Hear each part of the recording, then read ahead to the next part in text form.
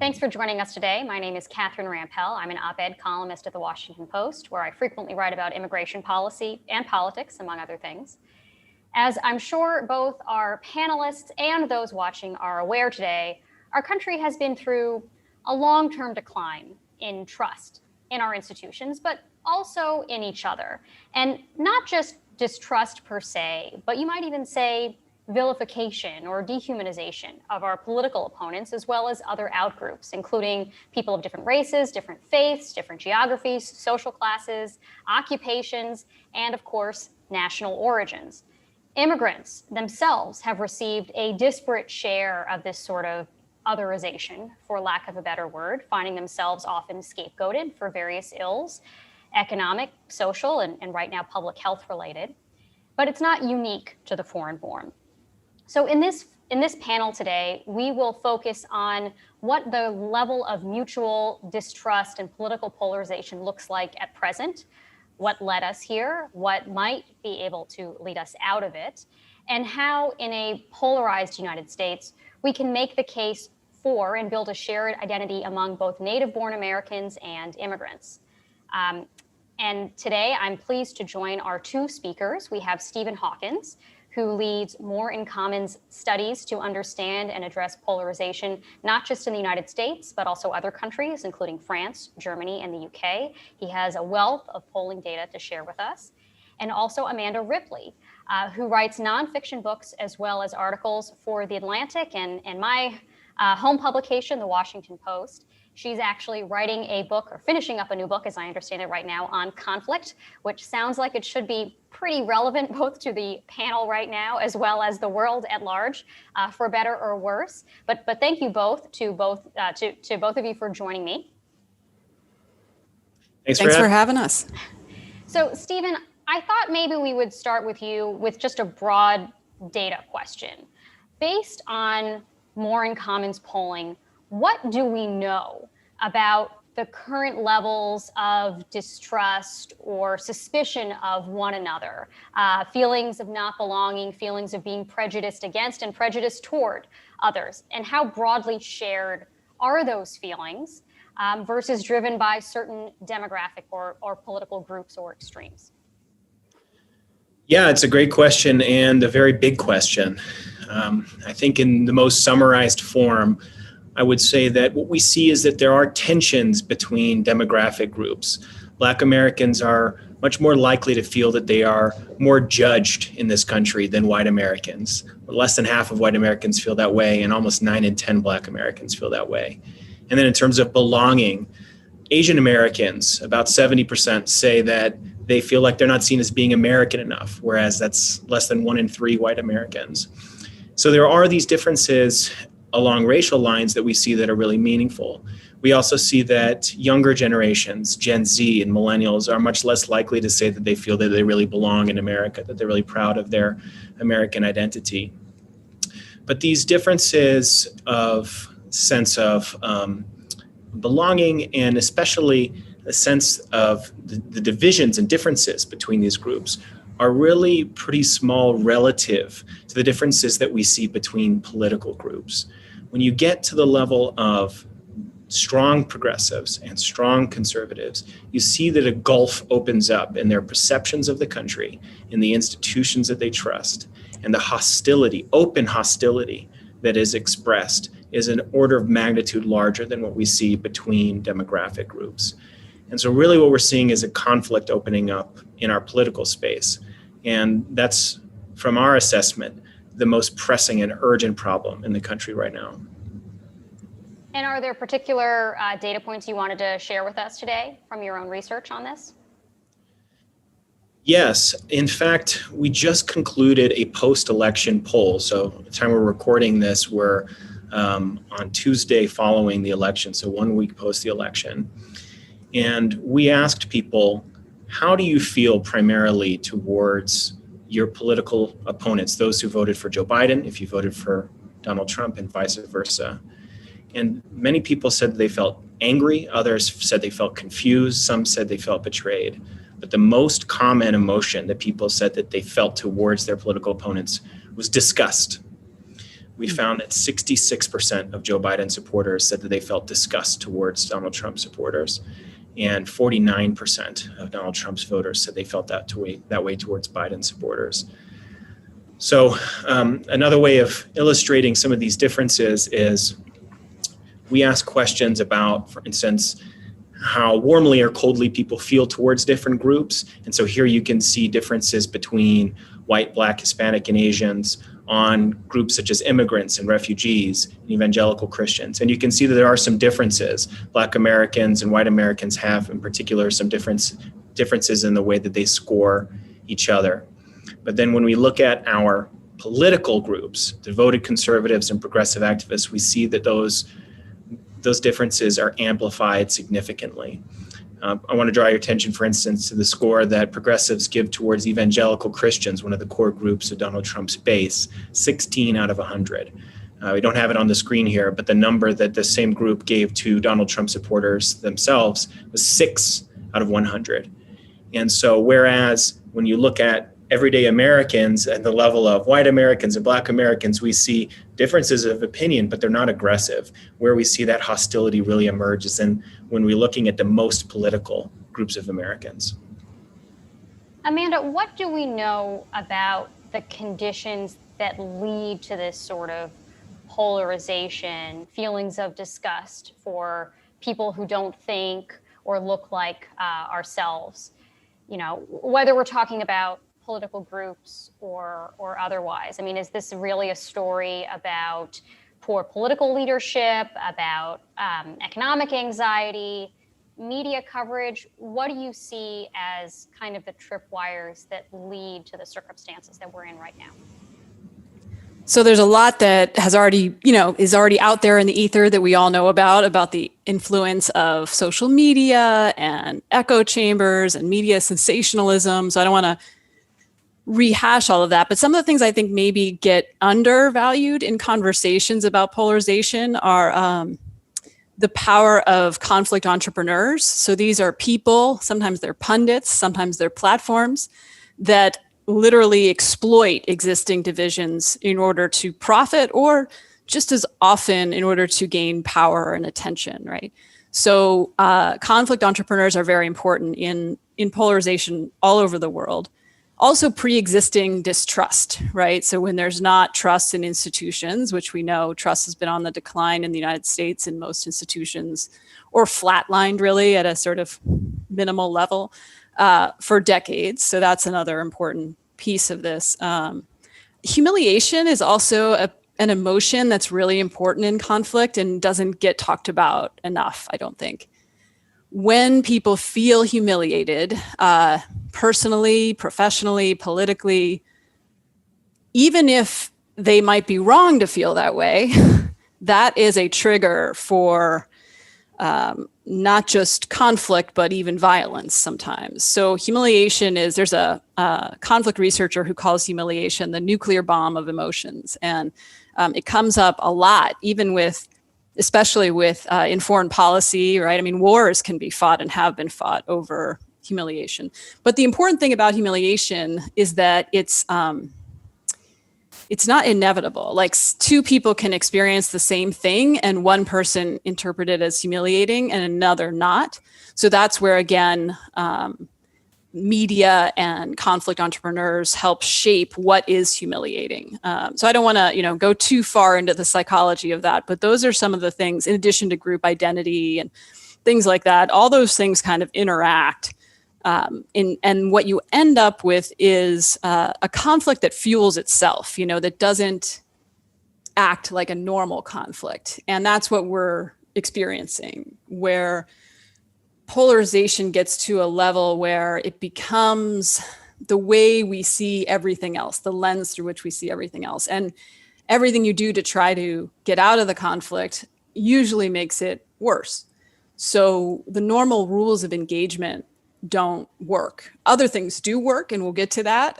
But it's very different than a normal or healthy conflict. And are there risks that you see in the months or years ahead for forces that could make these existing trends worse? I'm thinking things like continued distrust over the recent election results, for Yeah, I mean, example. there or are the risks. or the economic crisis, for that matter. There's so many to choose from. I wouldn't even, I mean, there are risks in the hours and days ahead. I think this is always all around the world, the weeks after a highly contested election, particularly in fragile places, highly polarized places, are red zone weeks. I mean, those are where you have to be really careful about what you say and do, and not just very influential people, but everyone, and realize that you can undermine democracy in ways that will cause almost everyone to suffer. So yeah, I mean, in some ways it's bleak, right? We have the pandemic, we have this pre-existing condition of polarization, we have huge economic worries. In other ways, we have advantages that other countries in similar states don't have. You know, we still have a functioning bureaucracy, particularly at the state and local level, and we still have, you know, as troubled and distrusted as it is, we still have a free press. That's not true everywhere. We also have just a huge amount of money to spend on our recovery, as we've been doing. So there are things that mitigate against the risk of polarization leading to widespread violence in the United States, but it's certainly a real risk. Both of you. Go on, Stephen. Yeah, I just want to pick up on the piece around mistrust around the election and the media narrative as well. Something we've been following at More in Common is trust in media generally. And of course, it's a hackneyed at this point, but the idea of different media bubbles, both in social media and people following their preferred cable news network. In 2018, when we did our first research in the United States, we found that 70% or so of our conservative groups trusted Fox News. That number has fallen as of the middle of this year to 38%. So it was cut in half. And we know this has to do most likely with the claims of fake news and the attacks from President Trump on Fox News. So we knew that when we got to the election outcome, especially if there was an election outcome where President Trump were not to win re-election, and he were to claim that there is fraud happening, which is now where we are as of this recording, that Fox News would be at a juncture where they would have to pick whether to side with the narrative from the president or the narrative from mainstream society, from the election officials. Well, they picked the election officials, and we are seeing the support from Fox News bottom out right now. We see, as of 1 week after the election, 80% of Donald Trump voters, according to our survey, say that they do not trust the mainstream narrative, the mainstream reporting around the election from the media, 80%. And 75% say that they do not trust the election process itself. And so in this contest between Fox News serving as a returning force of gravity to draw in and reel in Donald Trump's base away from his more aggressive and less substantiated claims, they're losing. And so you see last night, so Monday of the week after the election, Tucker Carlson coming on and almost correcting the record for Fox News and saying, not declaring that Biden is the winner, but instead claiming that we need to investigate claims further of corruption. And so what we're really seeing is Fox News is not far right enough for a lot of his base, and they're now going to move more towards OAN, towards other news channels. And the same thing is happening on social media with this movement to Parler, Dan Bongino's platform, which doesn't have the censorship functions that Twitter does. And so we're really seeing a situation that was already bad of declining trust in the media in an environment where the media has a crucial role to play, not just in the election, but in the context of providing critical information about the pandemic. We're seeing that the little trust that they had on the right is now slipping away, and there's going to be an even more fractured landscape where the commonality across ideological spectrums, the commonality across networks from different parts of the ideological spectrum will be less and less and less, and the narratives will be more and more bifurcated and distinct from each other. I think what's interesting, though, is part of the subtext of this conversation is that this is not a uniquely American story. right? This is not a story about this sense of distrust in our institutions, sources of information, in each other. It's not about Fox News. It's not about Donald Trump. This is something that's been sort of a worldwide phenomenon. And I'm wondering if either of you could talk about why that might be the case. Are there common forces that you've seen, either Stephen in your polling or Amanda in case studies that you've done looking at other countries, that explain why this is happening in so many places simultaneously? Is it just that, I forget what was your term, the conflict? Entrepreneurs, conflict entrepreneurs. Is it just that they're that once they realize a strategy works in one place, they use it everywhere else? Why is it that all of these different countries with different demographics and different problems seem to be facing the same sort of increase in distrust and heightened divisions? Stephen? Okay. Well, we do work in Europe and the United States. So that's and in Europe, primarily in France, Germany, the UK. So I get limited to those perspectives. I want to return to Amanda's theme of humiliation, or you might refer to it as group favoritism. There's a sense among the most aggrieved and angry on the right side of the spectrum who support figures like Marine Le Pen in France, that they're being overlooked, that they've been abandoned, and that an elite governing force has prioritized, for instance, immigrants, those with different cultural backgrounds, people from the Muslim world, and this sense that they're not seen, they don't matter, they're not important, is an important psychological phenomena that we find reverberates across the countries that we've explored. It is worth mentioning, however, that the United States shows a much deeper level of these problems, a much greater degree of them than we see, for instance, in the UK.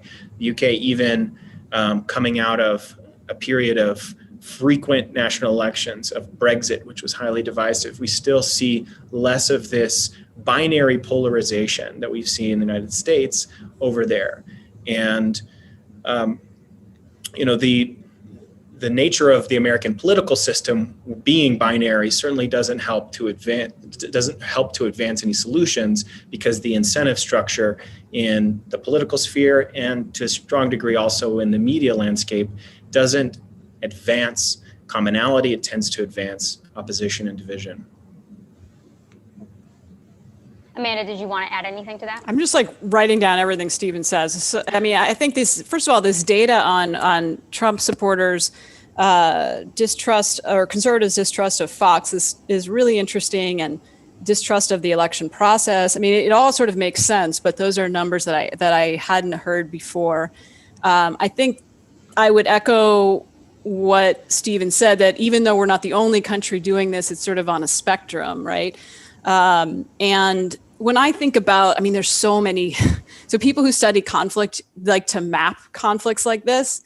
And if you try to imagine, it almost looks like a weather map of a huge hurricane coming in. And there's all these different forces that interact. And there's opportunities to intervene in many, many different parts of that system. But you really have to think of it as a system. So there's a lot of different forces that we've talked about. I might add to that just the rapid social change that's occurred. And by that, I don't mean like the iPhone, right? I mean like over the past 100 years.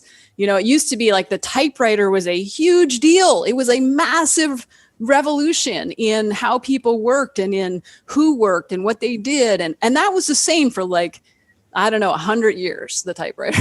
And so, the level of social change, of economic change, of dislocation, of a sense of perceived abandonment, particularly and this gets us back to the media landscape.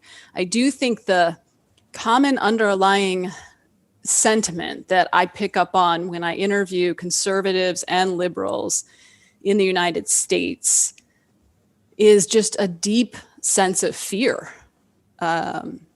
Conservatives are some of them truly afraid that the United States is going to become socialist, for example. People on the left think that's absurd, but they are truly afraid of right-wing militia, right? And People on the right think that's absurd. So, but the underlying sentiment is hauntingly similar, and it is fear and a deep concern for the future of the country. I hear that in people's voices. And in a weird way, it's reassuring because they're saying these things because they're worried about the country and their children's futures and their neighbors, right? It's not entirely about, well, I want more money in my pocketbook, right? Like, it's sort of stopped being about that for most people, not everybody, a while ago. And there's good and bad to that, mostly bad because it's kind of combustible and easy to manipulate. But I do think it's important to recognize the overlapping sentiments that you hear. It is so much of it, some percentage of each side's fear of the other is grounded in fact, and some percentage is grounded in myth, just, myths which have been propagated and have taken hold for different reasons. And the news media is a big piece of that, for sure, because of the adversarial lens through which everything is viewed. But it's very hard to separate out, what percentage and what to do about it. So, Stephen, could you talk a little bit about previous historical precedents where there was a renewed sense of social solidarity? Are there periods, particularly in U.S. history, where people came together after going through some sort of previous period of division and polarization? Yeah, so I'll talk about two metrics. The first is trust in the government to do the right thing. In the Johnson era, so the mid to late 60s, that was up at 77% of Americans thought that they trust the government to do the right thing most of the time. And then a combination of Vietnam and Watergate put that on a different track, and we've been in decline for 50 years now. And today in 2020, the number's around 16, 17% that trust the government to do the right thing most of the time. And so those in the post-World War II era were living in a context of defeat of the enemy, a clear contrast between an America that was democratic and had capitalism and opportunity and freedom, and a Soviet Union, which was authoritarian and secular and was state-run. The peak in national pride, or pride in being American, that we have seen in a contemporary period is post 9/11. So today, about 70% of Americans say that they're proud to be American. That number was much higher right after 9/11, where an external threat, a clear enemy, attacked not a specific target, but really attacked the thrust of what it is to be American, attacking our military, attacking our economic center. And that served to kind of coalesce Americans around a sense of what they had in common in relation to an external threat. And that number has been in decline since then as well. And this is related to, I think, a point Amanda was making earlier about fear and about humiliation, which is the degree of pride or shame that you feel about your national identity. And this is something which, to your question earlier, Catherine, I think we see in France and we see in Germany, is those who support Trump rank their American identity, for instance, as being as important as their family role. It's a form of elite status for a lot of Americans. Maybe they don't have an elite education, they don't have an elite job, but they feel like the United States is the best country in the world. And then among our progressive, on the progressive end of the liberal spectrum, and we're talking about maybe less than 10% of people on the liberal end of the spectrum, only a third of them say that they're proud to be American. And that's really out of step with the average perspective. In America, about 74% of Americans say that they're proud to be their country, proud to be from this country, and think it's important to their identity. And so getting the balance right between feeling a sense of responsibility and self-awareness for the mistakes that the United States has made and continues to make, especially with regards to racism, is critical. But being able to do so in a way that doesn't insist that people's key part of their identity, being proud of their national identity, turn into shame. is really critical. It's walking that line between responsibility and pride that I think is going to really be a key task of the Biden administration if he comes into office and makes unity a big thrust of his agenda, because that identity is the one where we see the most division and the strongest emotions around it. I think what's a little bit concerning about the historical analogs that you talked about are that they are in the social solidarity was rising partly in response to some external threat, right? Whether we're talking about World War II or the Cold War or 9/11, right? It was sort of unifying against an external enemy, and there's a risk in tapping into that as a strategy today, because we don't want to have people unite around being anti-immigrant, for example, or anti some other group.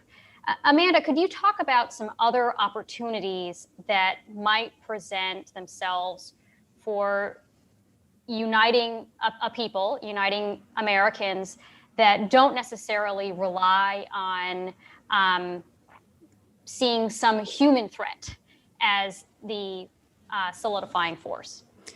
Yeah, I mean, the golden opportunity at which some countries did seize and some governors and mayors have seized was the pandemic, because there it's not a human threat, but it is a common enemy, right, that requires collective action and trust. So that was probably a social scientist's dream in a perverse way that was mostly squandered at the national level in the United States and in other countries as well.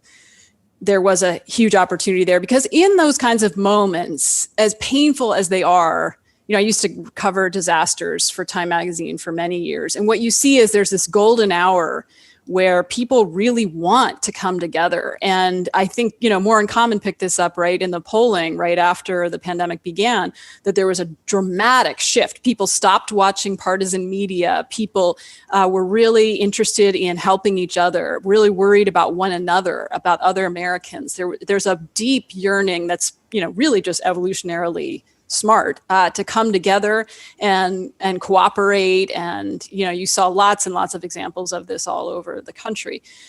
It's hard to sustain that no matter what, right, for this long. But we also didn't really, at a national level, didn't really try. There was a moment where we saw, instant bipartisan stimulus legislation passed in Congress. Really remarkable when you think about the price tag on that. Obviously, that has not happened for quite some time, but that's an opportunity. Another one would be climate change. I mean, this is one where, again, there are some leaders in other countries that are finding this to be a way to kind of galvanize a sense of collective goodwill, that everybody cares about their children, everybody cares about the air they breathe. That's the water they drink. I mean, that is truly a common enemy. And so that's another opportunity. Once it gets politicized in a hyperpolarized climate, obviously, then it's difficult. But that is another one that would be kind of ideal theoretically. Are there countries that you think didn't squander the opportunity, such as it was, of the public health crisis? I think so. I mean, if you look at like Australia, New Zealand, but I'm curious, Stephen, in your data, you guys have done some more recent polling as well, I think, on people's sense of unity after the pandemic. Have you seen any countries that have done better than the US on that?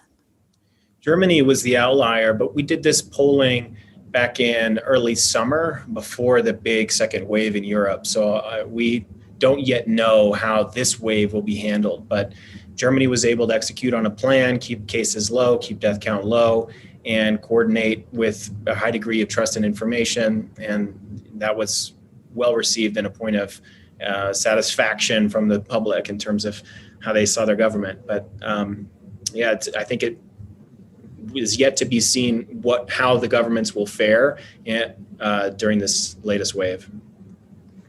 I wonder what other lessons we have about the tools available for repairing the social fabric. Aside from, an alien invasion or its more mundane version of a global pandemic, what other kinds of policy levers are there available that maybe we've seen politicians use, including, I think, at the state level, that have been effective in creating a sense of social solidarity and neutralizing this, existing polarization or, the activity of the conflict entrepreneurs? Amanda, do you want to talk about that? Yeah, I mean, I think there's a couple things to keep an eye out for, right? There's a point at which people in extreme conflict kind of, it's called a saturation point, where the losses start to feel bigger than the gains from the conflict. And there's a huge opportunity there. So the pandemic would be one example. In a more kind of interpersonal example would be, let's say you have a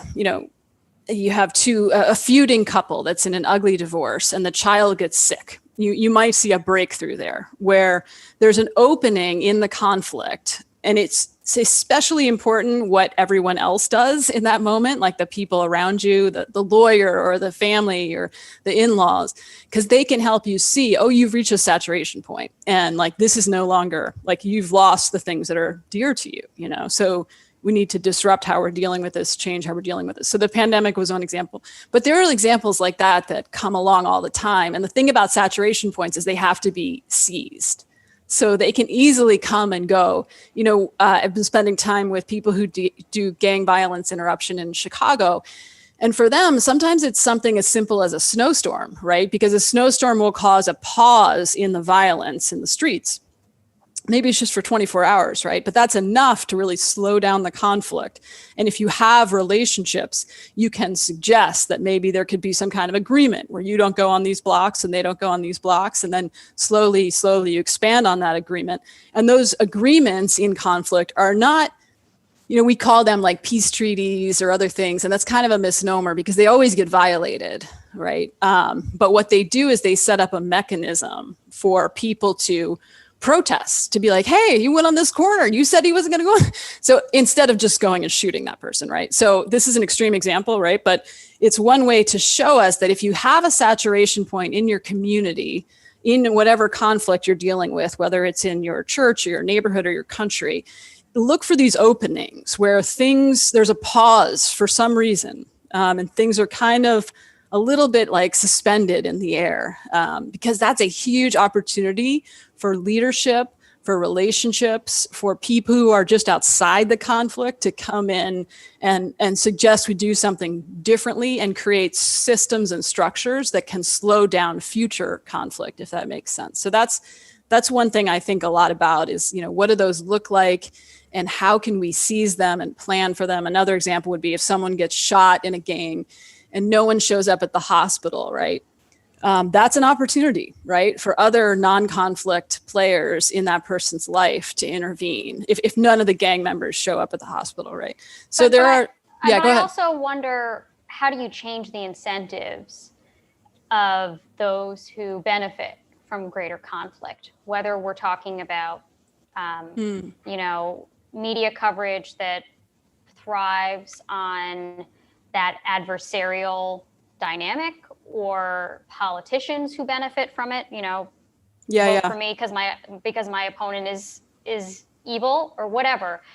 How do you change the incentive scheme? Because it's nice enough to say, like, we should all do these things that help us get along, but clearly there are forces at play that benefit from the status quo or even worsening the status quo. Right. Yeah. Do you want to weigh in on that, Stephen? Yeah, I think I'm really fascinated by the point about saturation point. I'd be curious just further, Amanda, on where you think we are relative to that point in the conflict. I think as a proactive measure to kind of address your question, Catherine, I think that if we go back to the point about people feeling ashamed or feeling humiliated and then feeling like there's no point in them working with their opposing party, the opposite feeling of that is feeling dignified, feeling respected, feeling seen. If I'm a national leader right now, I would be trying to find high-profile people who are representative of people from very different perspectives and finding ways to get them in a dialogue that models the tone of conversation that we want to be having, that we need to be having, And I would be present there as a national leader, showing respect, showing attention, showing interest, playing back, listening to different perspectives. Your incentive as a national leader is to show people that you're listening to them and that you respect their perspective. It's totally different from the cable news and the Twitter incentive structure. Set up those sorts of dialogues, set up those interactions so that you can convey through your emotion and through your body language and through your spoken word what it is that you want to say, which is, I care about you and I respect you. That message needs to ripple through the country. And in order to do that, I would find people who are very much at odds and put them in the same room and get together. And I know we're running close on time, so I wanted to bring it back to immigration, of course, which is the overall theme of this event. And I'm wondering, based on this context, what strategies would prove most promising in the current environment when we're trying to lower the temperature about feelings, anti-immigrant feelings, when we're trying to create a sense of shared identity with people who were born in other places. How can an immigration debate kicking off in 2021, let's say under a new administration, navigate this environment? Do either of you want to weigh in on that? Why don't we start with you, Stephen? Okay. It's very much related. The sense from the opponents of more liberal immigration policies is that there's favoritism happening and that we care more about undocumented immigrants than we care about helping the tens of millions of Americans who are living day to day, paycheck to paycheck. You need to, in the same sentence where you talk about your immigration policy, you need to affirm your commitment to everyday Americans, what's in it for them, how you're helping them. Donald Trump was able to very effectively take advantage of the fact that conservatives feel like the Democratic position on immigration didn't take their interest into account and was able to display a lot of loyalty to people who felt like they were being overlooked. So speak to our history of being a country of immigration. Most Americans recognize that. They're proud of that. They don't want that to change. There's support for immigration levels. If the border is controlled, Americans overwhelmingly think immigration is a good thing for the country and can continue to be a good thing for the country. The key is to show that you care about the interest of everybody involved, not just the immigrating population. And Amanda, would you like the final word? The way we got here is people not feeling seen and heard, right? Partly by the news media, partly by politicians. And so to Stephen's point, the way we get here is people feeling seen and heard. And it's critical for people to realize that you can hear someone and show them you heard them and understand where they're coming from and totally disagree with them at the same time. We have to get more sophisticated in how we do conflict in this country. So I like this idea of modeling what good, healthy conflict looks like. How we got here was unhealthy conflict being modeled at the national level repeatedly on TV and in Congress, et cetera. So part of how we have to get here is demonstrating something better, because I think the vast majority of Americans are hungry for some better kind of conflict, something that leaves, people's decency intact. So I think anything you can do to reduce the binary in the way you talk about conflict is hugely effective because people are hungry for it. So I think More in Common has message tested the idea that America can be both strong and compassionate. That's a great example of how it's not either or. So the more you can kind of reduce the idea that it's like mutually exclusive one or the other, because it's just not how the world works, right? It's not how this country works. You can be both strong and compassionate. We all know people and institutions like that. So I think anything you can do to kind of complicate the narrative around good and evil, black and white, Democrats and Republicans. And we all know people who don't fit those models. So it is time for those people their voices to be amplified, I think. Thanks again for a great conversation, Stephen and Amanda, and I hope our audience enjoyed it. Thank you.